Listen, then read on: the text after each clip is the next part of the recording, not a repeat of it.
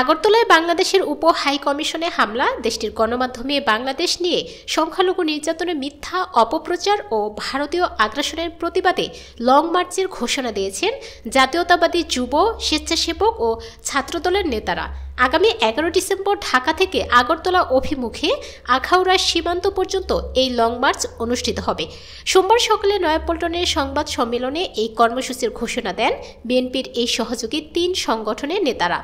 সংবাদ সম্মেলনে জাতীয়তাবাদী যুবদলের সভাপতি আব্দুল মোনায়েম মুন্না বলেন, 5 আগস্ট শেখ হাসিনার পতনের পর থেকে সংখ্যালঘু নির্যাতন সহ নানা অজুহাতে বাংলাদেশে বিশৃঙ্খলা সৃষ্টির চেষ্টা করছে ভারত। এক প্রশ্নের জবাবে নেতারা বলেন, কারো ফাঁদে পা দেওয়ার প্রশ্নই ওঠে না।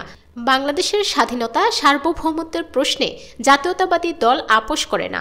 তারা জানান, ভারতীয় আগ্রাসন বন্ধে সব সময় সামনে থেকে বারবার প্রতিবাদ করছে জাতীয়তাবাদী দলের নেতাকর্মীরা।